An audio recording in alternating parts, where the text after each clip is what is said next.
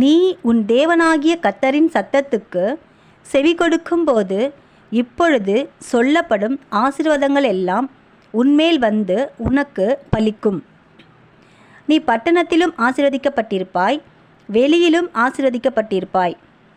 உன் கர்ப்பத்தின் கனியும் உன் நிலத்தின் கனியும் உன் மாடுகளின் பெருக்கமும் உன் ஆடுகளின் மந்தைகளுமாகிய உன் மிருக ஜீவன்களின் பலனும் ஆசீர்வதிக்கப்பட்டிருக்கும். உன் கூடையும் மா பிசைகிற உன் தொட்டியும் ஆசீர்வதிக்கப்பட்டிருக்கும். நீ வருகையிலும் ஆசீர்வதிக்கப்பட்டிருப்பாய், நீ போகையிலும் ஆசீர்வதிக்கப்பட்டிருப்பாய். உனக்கு விரோதமாய் எழும்பும் உன் சத்துருக்களை கர்த்தர் உனக்கு முன்பாக முறியடிக்கும்படி ஒப்புக்கொடுப்பார். ஒரு வழியாய் உனக்கு எதிராக புறப்பட்டு வருவார்கள், 7 வழியாய் உனக்கு முன்பாக ஓடிப்போவார்கள். கர்த்தர் உன் களஞ்சியங்களிலும் நீ கையிடும் எல்லா வேலையிலும் உனக்கு ஆசீர்வாதம் கட்டளையிடுவார். உன் தேவனாகிய கர்த்தர் உனக்கு கொடுக்கும் தேசத்திலே உன்னை ஆசீர்வதிப்பார்.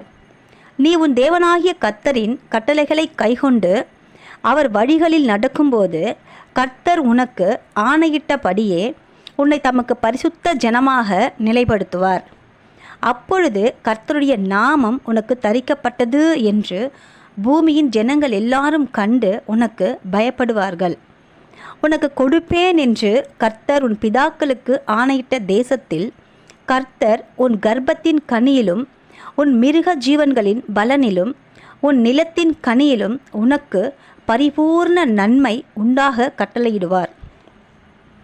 ஏற்ற காலத்தில் உன் தேசத்திலே மழை பெய்யவும் நீ கையிட்டு செய்யும் வேலைகளை எல்லாம் ஆசீர்வதிக்கவும் கர்த்தர் உனக்கு தமது நல்ல பொக்கிஷ சாலையாகிய வானத்தை திறப்பார்.